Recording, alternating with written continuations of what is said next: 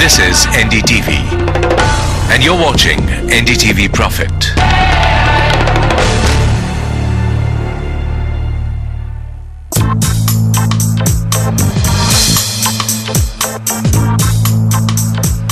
Hello and welcome. We're discussing the big issue, the big debate here on industry engagement in changing higher education, the landscape of higher education. Something very important. India is going to see big changes in the education sector. We're already seeing a lot of changes in the higher education sector, and a lot more is actually waiting to happen. And I have some big voices to talk about what changes can happen, industry leaders and industry participants who can ensure that these changes happen over the next few years as we go by. Dugal, if I may ask, how do we institutionalize this? Does it necessarily need to be driven by government, or will you rather industry sit together and make sure that this happens, because this is a crying need? Well, you know, one of the reasons why we are seeing government push is because, in my belief, government has not created an environment in which industry can do it on its own, right? And therefore, government has to drive it because, it's a not-for-profit space. It's got various regulators, and I want to say it shouldn't happen because you have to. When I use that word, I'm really saying that we have to unleash the energy and the motivation of the private sector, right? That will drive growth. Now, you can regulate it. It needs to be regulated. It needs to be channelized. It can't be treated as any other product or commodity. That I'm in favor of. And I think that's what education, the industry believes. But I think in terms of formats and structures, I think government needs to facilitate, not participate. I want to make one comment in the sense that, the government, and I agree, the government has a very important facilitating role. And taking, for example, that we have a great business school called ISB, which is actually not recognized, by the authorities in the country. While the placement of these students is obviously well placed, and the product is fantastic, and it's supported by industry. And I think that the confusion which happens is that people look at a profitable versus a not-for-profit, and I think the two of them are somewhat interchangeable, where one doesn't get a dividend or a share capital, but it should be a profitable, so it should be sustainable. So from an industry's perspective, we want to be in an environment where it's sustainable, scalable, and be able to produce and meet our requirements. In the healthcare education space, we have to conform and be part of under the licensing and regulatory authorities, and that's where I think the government has to step in and create a whole reform where the processes should be transparent, it should be fast, it should be speedy, and the emphasis should be on quality. So whether it's quality of research, whether it's quality of education, whether it's quality of product.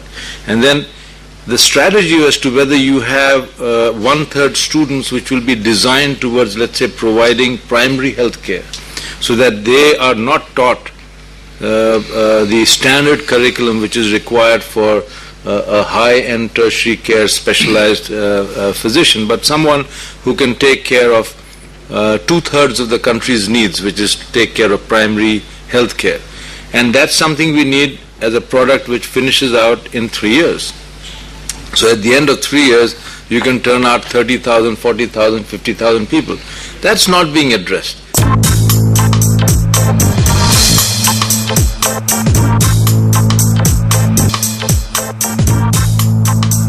Mr. Dugal, you've spoken about the participation of industry and academia. How do you get people from the tier one? Tier one is easy to get. That's the low-hanging fruit, as industry would like to call it. Moving to the tier 2 and maybe tier 3 cities, because that's where the volume will come from. That's where the big change will happen. How does that be? How do you bring about change there? See, what's going to happen is that as industry expands, and we are noticing it because we are running many businesses which are going into rural India.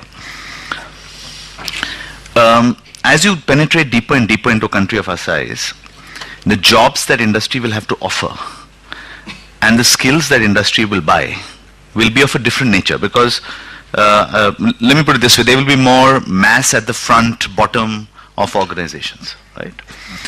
And the kind of education and skills that industry will want there is going to be quite significantly different. And for us to be able to deliver that, it is going to require a merger, or should I say a meeting ground between vocational and higher education. Connect is very critical. So I think institutions which build that in their curriculum, build that in their design, in their degrees, in their qualifications, and provide that, will deliver value to tier 2, tier 3, and even rural India, both from the jobs perspective as well as what is required by those potential students. I think it's going to take that kind of reshaping. We've been talking about, Ms. Duggal, mostly focusing on higher education, but ultimately higher education will also require that constant supply of good quality talent, good quality educated people from the bottom of the pyramid. Yes. We need to address that part as well, because that is largely ignored, and in India we have the pyramid very inverted, and quite wrongly so. Absolutely right. I mean, this is exactly my stance, that whether it's bottom of the pyramid or it's the most sophisticated higher end of the pyramid, the only difference is that in some jobs you need 80% knowledge and 20% skill, and in some you need 80% skill and 20% knowledge, right? So I understand that, but it's the recognition, the content, the stature should not be as significantly diverse as it is in India, and we'll have to crack that for progress to happen. So a completely different model needed, Dr. Ahmed, for India? I believe so, because I think the societal needs or the community needs of the country, at least in the healthcare environment, are quite different than anywhere else in the world. I don't think that too many countries which have 600 million people who are below a certain economic level and who also have healthcare needs which need to be addressed.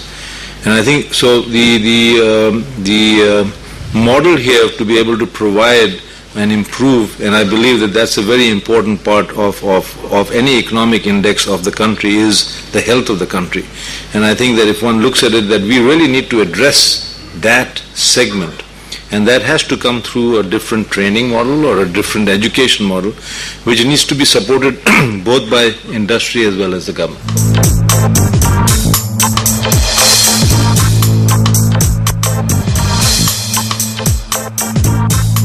If you request you to make your closing remarks. Well, I would say that, I think the fact that industry and academics, education cannot survive without each other is a given. I think the fact that there's so much debate and discussion on it is very exciting. I think there are pockets of excellence, both in India and outside, where these, whether it's BITS Pilani, whether it's SARA, I know a lot of others, where this relationship has gone, up the ladder and is ahead of the curve. And, I represent an environment which is highly vested in this space, both as a recruiter as well as a provider of education. So I'm hoping that things will change and India will benefit from it. Remember, we have a few 100 million people to whom we have to provide education and training. Okay, so broad takeaway, I would imagine that the direction for partnership between industry and academia has to be there. And hopefully that's a freeway with no exit this time. Just as I end, I'd like to mention one thing that I read quite a few years ago. This was part of the Kothari Commission report, the report in the 60s for India's education sector. Some of Chinese proverb, verbatim I can't remember, but offhand I'll tell you what exactly it was. If you plant a sapling, you reap rewards for a year or two. If you plant a tree, you reap rewards for about 10 years or so. If you plant a human being, you reap rewards for about 100 years. Thanks for watching.